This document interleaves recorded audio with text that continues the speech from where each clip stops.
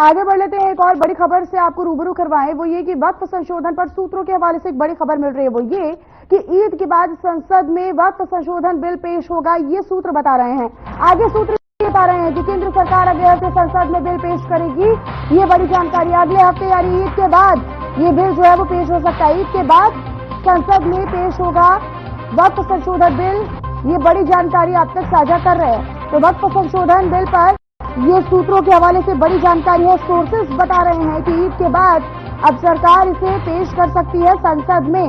तो ईद के बाद संसद में पेश किए जाने की खबर सूत्रों के हवाले से मिल रही है। आपको बताएं कि वक्फ संशोधन बिल जिसको लेकर लगातार सुर्खियां हुई हैं और लगातार इसको लेकर सरगर्मियां तेज हैं। एक धड़ा ये कह रहा है कि ये किसी के खिलाफ बिल नहीं है, ये सबको एकजुट रखेगा, लेकिन दूसरी तरफ कई ऐसे विपक्षी दल हैं या नेता हैं जो लगातार एक नैरेटिव सेट करने का प्रयास कर रहे हैं कि सरकार अगर इस बिल को लेकर आती है तो वो एक विशेष समुदाय के लिए सही नहीं होगा, ठीक नहीं होगा। हालांकि सरकार लगातार इस पर अपना पक्ष रख रही है, अपनी बातें साफ कर रही है। अजीत लगातार मेरे साथ बने हुए हैं, इस खबर पर भी वो जानकारी के लिए लगातार हमारे साथ फोन लाइन पर कनेक्टेड हैं।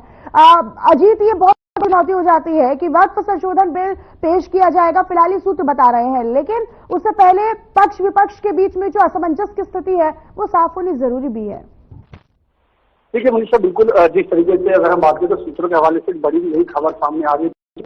सत्र में जो वक्फ संशोधन बिल है वो केंद्र सरकार द्वारा पेश किया जा सकता है और इसको लेकर के जब ये कानून में परिवर्तन हो उससे पहले तमाम जो विशेष तौर पर जो मुस्लिम संगठन के लोग हैं और विपक्षी दल हैं इस बिल के विरोध में उतरते हुए दिखाई दे रहे हैं, जिसका नजारा बीते दिनों दिल्ली के जंतर मंतर पर भी देखने को मिला, जहां विभिन्न जो मौजूद मुस्लिम संगठन के जो लोग हैं वो इकट्ठे हुए और इस बिल के खिलाफ अपनी नाराजगी जाहिर की। ऐसे में केंद्र सरकार ने बड़ी पहल करी है और सरकार ने एक बैठक बुलाई है जिसमें तमाम जो सांसद हैं उनको आमंत्रित किया गया है, उनको इस बिल के बारे में जानकारी दी जाएगी और इसी को लेकर के ये जो बैठक है ये काफी महत्वपूर्ण मानी जा रही है, क्योंकि जो बिल पेश किया जाएगा उससे पहले तमाम सांसदों को ये समझाने का प्रयास किया जा रहा है कि किस तरीके से ये जो बिल है ये लोगों के लिए फायदेमंद है, न केवल दिल्लीवासियों बल्कि तमाम जो देश भर के लोगों के लिए ये जो संशोधन बिल है ये काफी फायदेमंद साबित हो सकता है। इसलिए इन